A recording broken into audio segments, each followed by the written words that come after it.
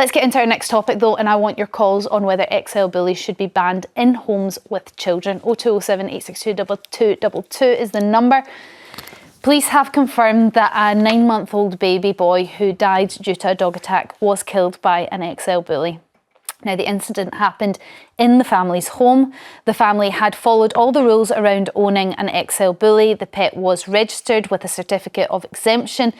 If you own an XL Bully across the UK, you must have this certificate. The dog must also be muzzled in public and kept on a lead when out, and it must be neutered. But 80% of dog bites happen in the home. So if you have young children living in the house, is it a good idea to keep an XL Bully? Perhaps you think it is unfair to target a specific breed.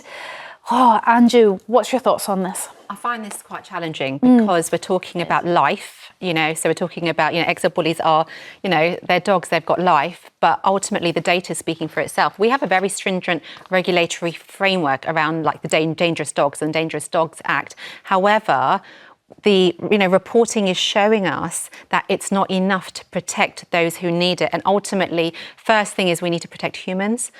We are seeing RSPCA actually reported those XL Bullies which we have at the moment is over 230% increase in neglect. So that is changing behaviour. When authorities have to get involved, when there are instances like that, it puts a lot of pressure on local authorities because the kennelling, the veterinary bills, all of that is funded by local authority. That's a secondary issue, though. It's an indication of their owners as well, what you've just said. And I think that, for me, is where the issue becomes really challenging, because actually we're here just to protect.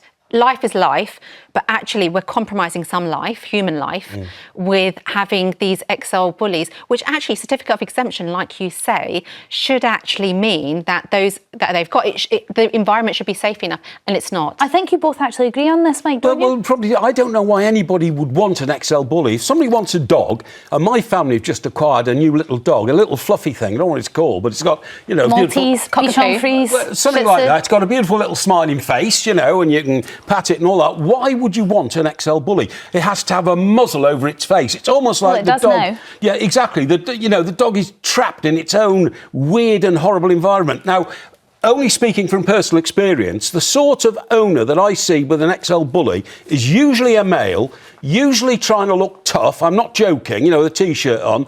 Sometimes has a chain to control the dog rather than a lead. And I think it's a reflection of the owner wanting to try and promote himself as the big guy around the neighbourhood because of my XL Bully. And I think they should be banned altogether in this country. Well, I mean, they are essentially banned. You're not allowed to give one away, breed one. But banned to protect inside the home the people who are in the family. Yeah. We'll take a call on this. Roy from Hampshire, what's your view? Right, my view is yes, all XL Bullies should be banned. I speak with a bit of experience. I've bred British Bulldogs for over 40 years. I'm a qualified judge and I'm what is known as a breed specialist. But I also know about other breeds, and especially I read all the books about XL Bullies. I've had experience of them, not by owning them, but by stopping them attacking people when I've been in a park and they've got out of control, because I do know how to handle dogs. But what I would really like to say is that I think that there should be a law brought out where all XL Bullies they are banned. They should be put down.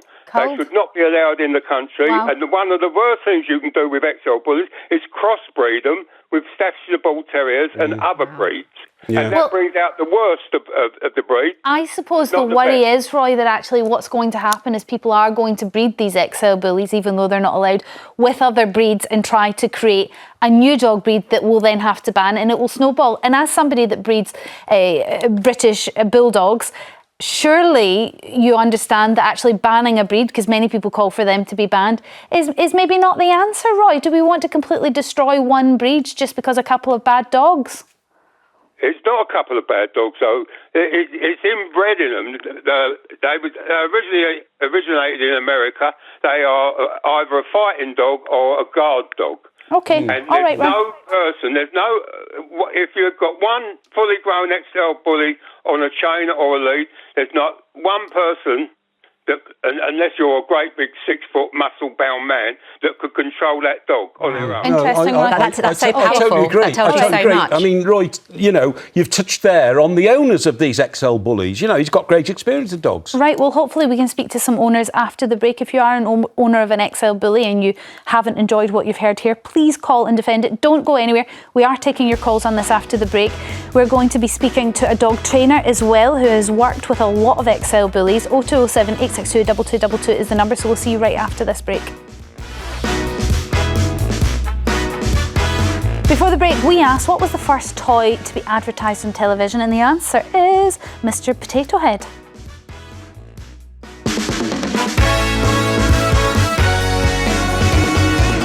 Welcome back. We are live on 5. Anju and Mike are still here with me. Do you want to hazard a guess at what year it was advertised on TV? Well, yeah, I'll get this so wrong. No one is expecting you to have any idea, so just go I'm for just it. going to go... I'd say 58. Are you close? 1955. It was 1952, so actually you got one close to Mike. There you go. All right, we'll get back to the debate at hand then, and that is whether XL Bullies should be banned. Crucially, in homes with children. Let's get to your calls, 0207 862 2222. Actually, before we get to your calls, we're going to speak to dog trainer Jo-Rosie Haffenden. Jo, welcome to the show. Thank you very much for joining us. I suppose the first question to ask here is we've got, and it's a harrowing story, a 9-month-old baby has died because of a dog attack. That dog was an XL Bully. Can you defend them as a family dog? Well, the problem is that they are incredibly desirable as a family dog because they're big and they're cuddly and they're very human in terms of their personality traits. And people have been blessed with a lot of XL Bullies that do make fantastic family pets. And despite what you guys on the couch were saying earlier, I can see the aesthetic desire for a big, powerful, muscular dog that I think actually looks gorgeous. They're incredibly trainable. Like I say, they're extremely affectionate. They're often wonderful with people.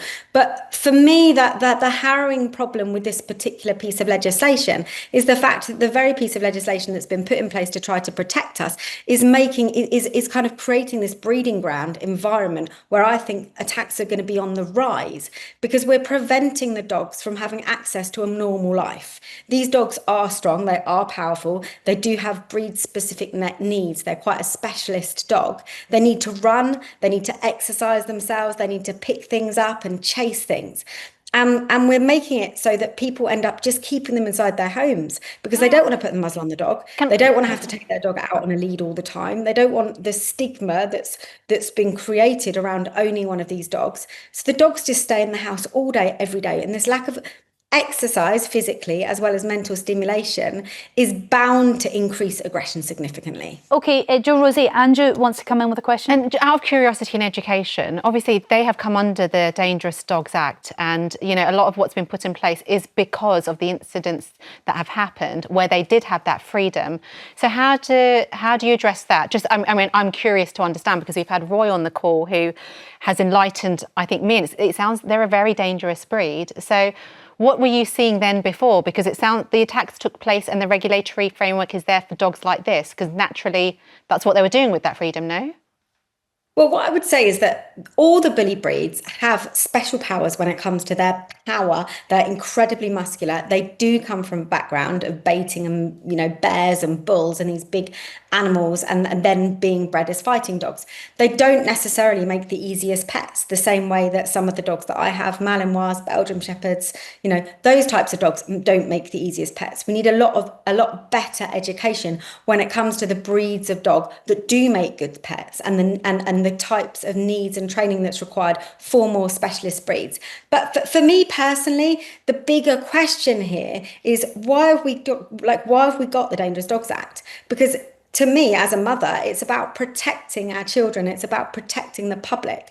And all of the statistics, right from the 1991 Dangerous Dogs Act against pit bull terriers, show us that this piece of legislation doesn't protect anybody. There are more dangerous dogs now than there were then. There are more attacks. There are more fatalities. There are more child based fatalities.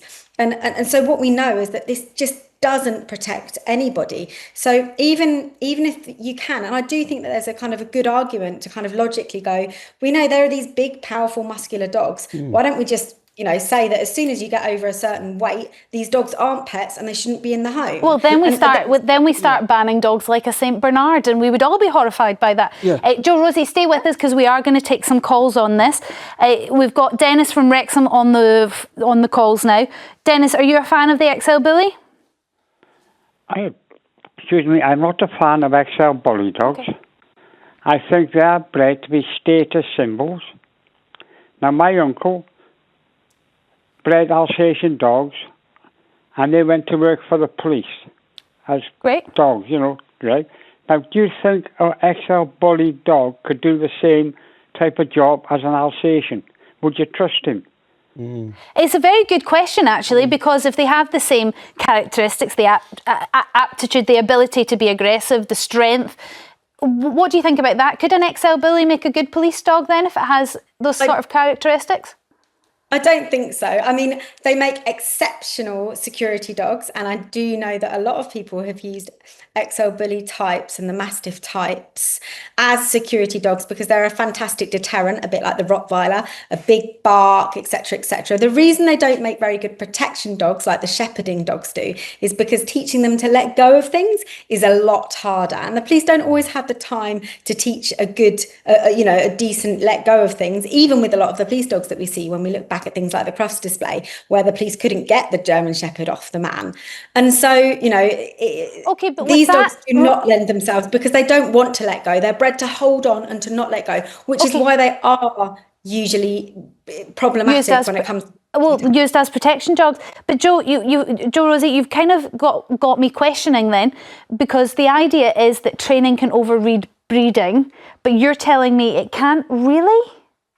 It can't override it. What it can do is it can usually put control and management, but it doesn't change the fact that a dog like a German Shepherd or any of the herding breeds are more likely to let go because they're bred to aggress and then move off and to push things that are frightening or push things that are threatening away. Whereas the bully breeds are bred to grab and hold on, which is they get in so much trouble and why they are associated with a lot more of those fatal attacks than other breeds. Mike. Sorry, just at the start of this very scintillating and informative interview with you, you said they're big, affectionate dogs, they like a cuddle and all that. Now you're describing to me a Labrador.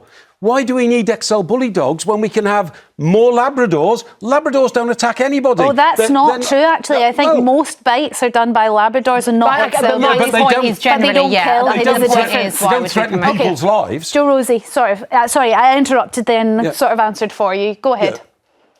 Yeah, I mean, absolutely. There's more variation in dogs than there are any other species on the planet. And at the end of the day, if everybody liked the same look and the same shape and the same feel of dogs, then we probably would just have a bunch of like Labradors and Cocker Spaniels and these others.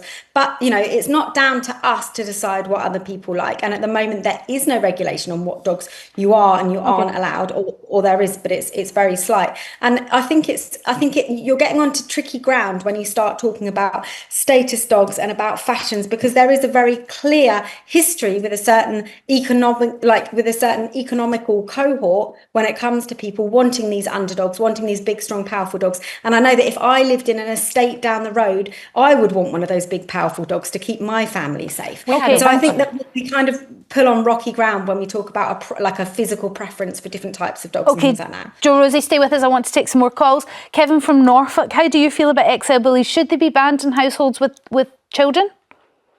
No. Tell me why. Well, I know someone that's got an XL Bully and they've got a young child and they work for a certain company, Pets at Home. The child gets on well.